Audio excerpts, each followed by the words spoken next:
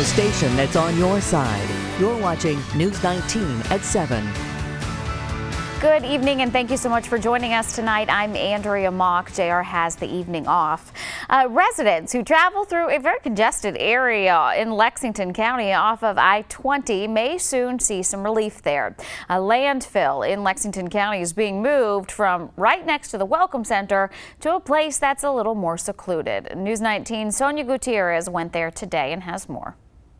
Oh, well, I mean, it's prime establishment. I mean, you come to Lexington County, you see our Welcome Center, you can see our dump at the same time. For Lexington County resident of 15 years, Kurt Boyd, this landfill sends quite the message. Hey, we're clean around here. We got a dump for you to go to. If you got some trash, bring it right here by the Welcome Center. He comes 1 to 2 times a week and says the traffic? Oh, it's terrible. So if you're here in the afternoons between about 3 and 6, it could take you 30 minutes to get through the light right there with all the people coming from the interstate in Lexington. The plan to relocate the landfill about 10 miles away is a breath of fresh air. Because the 10 minutes away it might be from here could save you the 30 you sit right here in traffic waiting to get in. The River Chase Collections and Recycling sees about 800 cars a day. Y'all closing up?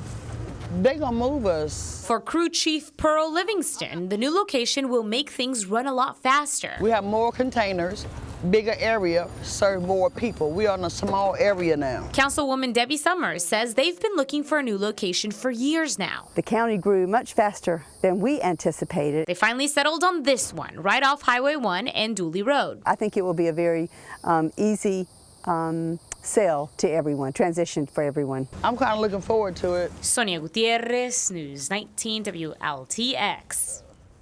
County officials say the new facility should be operational by January or February of 2019. Columbia Mayor Steve Benjamin announced his plans to move the capital city to 100% clean energy. He spoke this morning at Half Moon Outfitters on Divine Street. Benjamin is one of 26 mayors across the nation who have joined in the movement to promote clean, renewable energy. The mayor says that even though 95% of Columbia's traffic lights are LED, we still have a long way to go. Yeah, we've had some minor successes, I believe, over the last few years. Significant, but I believe they pale in comparison to what we're going to be doing. You know, organization that is best. Well, the announcement comes ahead of the annual Conference of Mayors. This year, that conference is in Miami. Right now we have just a few showers down. We've got a lone shower up near Whitmire, and we've got a few showers down in the southern part of Orangeburg County. These are all moving toward the east. Otherwise, it's been a mostly cloudy day. Still a warm, humid day. Our low was 70 at the airport, 71 in the city, got up to 87 in the city, and 88 degrees at the airport. At the current time, mostly cloudy, 84 degrees. Winds are from the south at 9 miles per hour. Tonight, we're expecting a decrease in clouds overnight, a low of 68. Partly cloudy tomorrow, 90 degrees, and partly cloudy tomorrow night, low temperature of 67. We'll look ahead to the weekend coming up. Jim, thank you. Governor Henry McMaster held a ceremonial signing today for a bill aimed at reforming the state's Freedom of Information Act. This would shorten the amount of days that a government organization has to respond to one of these requests. Governor McMaster says that he believes this law will help for those looking for answers. This is a good law. The people ought to know what's going on in government and why it's going on. You can't have a face-to-face conversation with your government representatives all the time. Sometimes you simply want the records to look at, and it's very reasonable. And this reform takes us a long way towards where we want to go. We're not all the way there yet, but we're working on it. The governor also went on to say that he believes people should be able to get a quick resolution to their questions. Richland deputies now say foul play is suspected in a fatal house fire. Columbia firefighters were called to a home in the 1700 block of Morning Glow Lane at about noon today. They say there was a person dead inside the house. There's no word on the identity of a person inside or how that person died. We're, of course, going to keep following this story and keep you posted. And Richland County deputies are still investigating a stabbing that happened outside of an apartment complex. It happened at the Yorktown Court apartment complex on Gardners Ferry Road at about 1 o'clock this morning. Deputies found the victim in the parking lot with multiple stab wounds. The victim is now in the hospital and does have life-threatening injuries. If you know anything that can help deputies find the attacker, call Crime Stoppers, 1-888-CRIME-SC. And in Newberry, some very scary moments there early this morning. SLED now taking over an investigation after police officers shot a man this morning, they say fired at the officers. Agents say shortly after midnight, Newberry police officers heard gunfire coming from Drayton Street area. When they went to check it out, those sounds, they encountered the suspect. When officers got out of their car, they say 41-year-old Glenn Boris fired shots at them. The officers returned fire, hitting the suspect. Boris was taken to the hospital with non-life-threatening injuries. None of the officers, though, were injured. Newberry police say Boris will be charged as soon as he is released from the hospital. And 11 students are facing charges after a fight this morning at T.L. Hanna High School, which is located in Anderson County. We're told the fight started as an argument between two students that were in a common area. It happened at about 8 o'clock. Authorities say as the school's resource officer stepped in, several other fights broke out. The officer had to call in for backup. 9 girls, 2 boys arrested. Luckily, nobody was seriously hurt. They're now investigating to figure out what sparked that fire.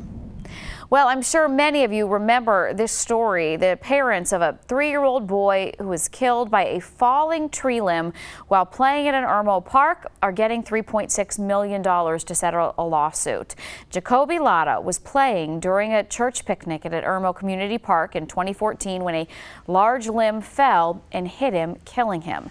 His family is getting $400,000 from Irmo. The rest of the money will come from half a dozen companies that were involved in designing and building the park, which had been open less than a month when this awful accident happened. SCE&G is urging their customers to be aware because phone scammers could be targeting you. People have reported to getting fake automated voice messages posing as SCE&G employees. The scams demand payment or they say they'll cut off your services. The company is urging you to hang up or call law enforcement as soon as you get the call. And residents in Kershaw County may have to pay more taxes to foot the bill for emergency medical services. County Council is looking to raise property taxes. A resident with $100,000 home would pay for an additional $20.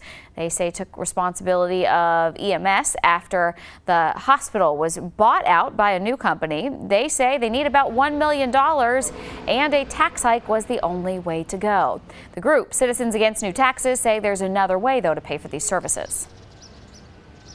There's money in the reserve fund, and there's probably money in other programs and other areas in the budget that could be used versus going straight to a tax increase. And even though they say, well, it's just a small increase, it's an increase.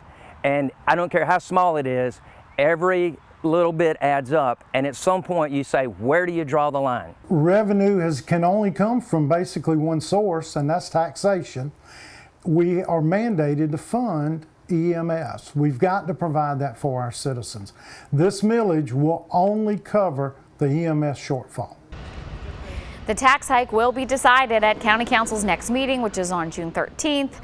Voters agreed to a penny sales tax in November for school improvements. Chipotle now says a data breach earlier this year impacted nearly all of its stores from March 24th to April 10th, including right here in Columbia and also Forest Acres. Hackers could have accessed credit card numbers and expiration dates and verification codes. The chain's Columbia and Forest Acres locations are among those once again included in the breach. They're urging customers to monitor your account and make sure no fraudulent charges pop up. Amazon giving a refund now to parents whose kids bought items on their app without permission, like upgrades and mobile games. The FTC says Amazon will refund more than $70 million for charges incurred between November 2011 and May of 2016. A very unique senior living community is coming to Bull Street property in Columbia. Merrill Gardens is a intergenerational seniors community that's going to feature independent living, assisted living, and memory care apartments. The Property is being built at the corner of Freed and Gregg Streets. It's going to have 196 units. The goal is to provide a different kind of living for our aging seniors. So if we can get, a younger crowd in, it's not going to be 55, but if we can find, if it's 75 or something like, along that age, it's going to be different than other senior living communities. You're going to have time to actually live there and enjoy the quality of life that a community like we're building can provide, instead of just going and sitting and not being able to be actually, engaged in your surroundings. Construction for the first phase of the 115 units will begin later on this year. And the Renaissance Foundation hosted an open house today at the historic Bethel Sanctuary, downtown Columbia. The tour is to celebrate the sanctuary's appearance in the Green Book of South Carolina. Local and state officials were on hand to talk about this tour. One official says that Bethel, along with other African American works, bring in tons of tourism money for the state. We look forward to the economic impact of this restored building, tourism. Well, we know that in South Carolina, tourism is about a $20 billion a year enterprise, and $2.4 billion of that is from African American tourism. Bethel Sanctuary was built in 1921 by one of the first African American architects. All right, it's still to come tonight on News 19 at 7. Have you ever had trouble trying to spell one specific word? Well, you're not alone. When we come back, we'll tell you how a new study explains what we can't spell in our state. I bet you'll be surprised.